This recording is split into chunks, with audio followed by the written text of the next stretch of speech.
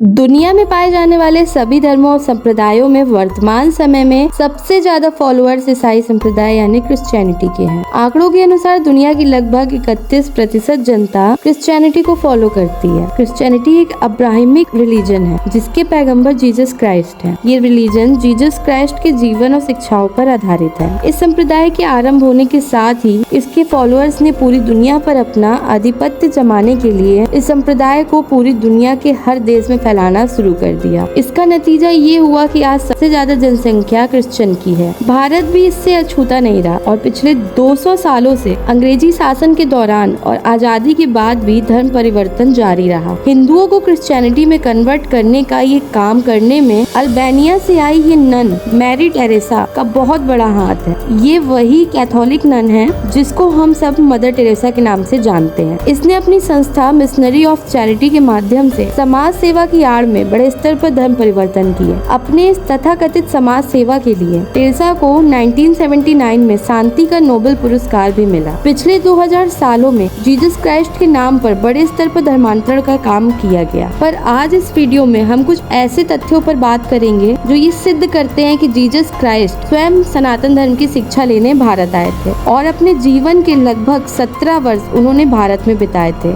इस दौरान उन्होंने भारतीय दर्शन और योग की शिक्षा भी प्राप्त की थी और वे भगवान कृष्ण के बड़े भक्त बन गए थे। बहुत से लोग इस बात को मानने से इनकार करेंगे कि ईसा मसीह का भारत से कोई संबंध है, लेकिन इस वीडियो में हम उन सभी घटनाओं पर चर्चा करेंगे जिनका विवरण कई पश्चिमी विद्वानों ने स्वयं अपनी पुस्तकों में दिया है। आगे की जानकारी लेने से पहले अगर आप हमारे चैनल में नए मेहमान हैं तो चैनल को सब्सक्राइब किए बिना ना जाइएगा और वीडियो के कमेंट में जय श्री कृष्ण जरूर लिखना। बाइबल के न्यू टेस्टामेंट के अनुसार जीसस का जन्म बेथलहम में हुआ था जो आज फिलिस्तीन में है। 12 वर्ष की आयु तक उनका बाइबल में वर्णन मिलता है। उसके बाद वो 30 साल की आयु में यरूशलेम लौटे जहां वो लोगों को धार्मिक शिक्षा देने लगे और 33 वर्ष की आयु में उनको क्रूस पर लटका दिया गया। लेकिन 13 वर्ष से लेकर 30 वर्ष की आयु में जीसस कहाँ थे, इसके बारे में न्यू टेस्टामेंट में कोई उल्लेख नहीं मिलता है। ये काफी हैरानी की बात है क्योंकि जिस बाइबल में जीसस के जीवन और उनकी शिक्षाओं का पूरा वर्णन मिलता है उस बाइबल में जीसस के 17 वर्षों का वर्णन क्यों नहीं किया गया। जीसस के जीवन के इन 17 वर्षों को ईसाई साइलेंट ईयर्स या मिसिंग ईयर्स भी कहते हैं। ऐसे कई लिखित प्रमाण मिले हैं जो ये सिद्ध करते हैं कि अपने जीवन के इन 17 वर्षों में जीसस भारत में रह रहे थे। 1887 में रसिया के खोजकर्ता निकोलस नोटोविक ने पहली बार जीसस के इस साइलेंट ईयर्स की खोज की और इस दौरान उनके भारत में रहने की बात कही। लद्दाख में नोटोविक एक बौद्ध भिक्षुक से मिले थे जो एक पुराने बौद्ध मठ हेमिस मॉनेस्ट्री में रहते थे। इस भिक्षुक ने नोटोविक को एक ऐसे संत के बारे में बताया था जिसका नाम ईसा था। उस मठ में नोटोविक ने कई पुस्तकों के अध्ययन के बाद एक पुस्तक लिखी जिसका नाम है द लाइफ ऑफ सेंट ईसा जीसस इन इंडिया। इस पुस्तक के अनुसार भारत से लौटने वाले इजराइल के व्यापारियों ने भारत के ज्ञान और शिक्षा के किस्से दूर दूर तक फैलाए थे। इन किस्सों से प्रभावित होकर शिक्षा और ज्ञान प्राप्त करने के उद्देश्य से ही जीसस सिल्क रूट से भारत आए थे। 17 वर्षों तक इस बौद्ध मठ हेमिस मॉनेस्ट्री में रहकर ईसा ने बौद्ध धर्म, वेद, संस्कृत और पाली भाषा की शिक्षा ली थी। यहाँ से शिक्षा लेकर वह यरूशलेम लौट गए थे। परमहंस योगानंद जिन्होंने अपनी संस्था के द्वारा दुनिया को ध्यान और क्रिया योग से अवगत कराया, उन्होंने भी अपनी पुस्तक the second coming of Christ में यह दावा किया है कि जीसस ने कई वर्ष भारत में बिताए थे। वहाँ उन्होंने योगी चेतन नाथ से क्रिया योग और ज्ञान दर्शन की शिक्षा प्राप्त की थी।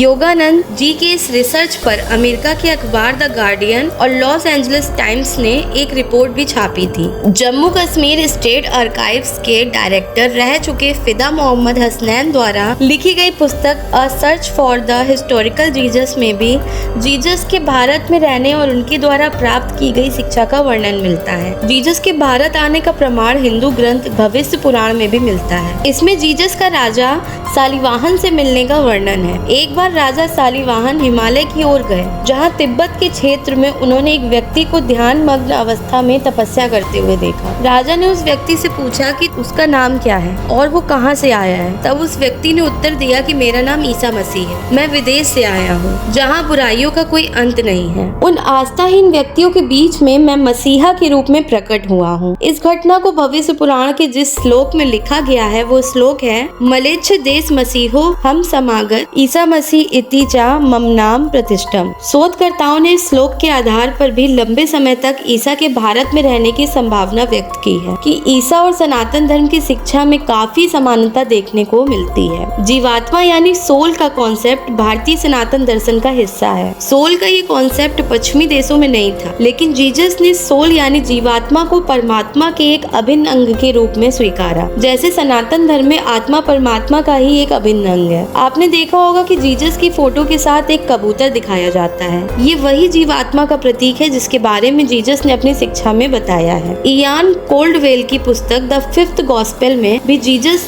के भारत में बिताए 17 वर्षों का वर्णन है। कोल्डवेल के अनुसार जीसस ने 17 वर्षों के दौरान नाथ संप्रदाय के योगियों से भी शिक्षा प्राप्त की थी। इनके गुरु चेतन नाथ जी थे। आपको जानकारी के लिए बता दूं कि नाथ संप्रदाय शैव परंपरा के अंतर्गत आता है, जिसके आदि देव स्वयं भगवान शिव है। नाथ संप्रदाय की स्थापना गोरखनाथ जी ने की थी। उत्तर प्रदेश के मुख्यमंत्री योगी आदित्यनाथ जी भी इसी नाथ संप्रदाय से आते हैं। 17 वर्षों तक भारत में शिक्षा लेने के बाद जीसस वापस यरूशलेम लौट आए और वहाँ लोगों को शिक्षित करने का कार्य करने लगे। 33 वर्ष की आयु में यहूदियों ने उन्हें सूली पर चढ़ा दिया। इसके बाद की घटना और भी रोचक है। सूली पर चढ़ाने के बाद ईसा मसीह को मरा हुआ समझकर उनको दफना दिया गया, बल्कि वास्तव में जीसस ने अपने प्राण को सहस्त्रार चक्र में चढ़ा लिया था, जो कि समाधि का उच्चतम स्तर है। जीसस की मृत्यु नहीं हुई थी। जीसस के गुरु चेतन नाथ ने ध्यान के माध्यम से देखा कि जीसस को जीवित ही दफना दिया गया है, तो वह हिमालय से अपने सूक्ष्म शरीर के द्वारा यरूशलेम पहुँचे,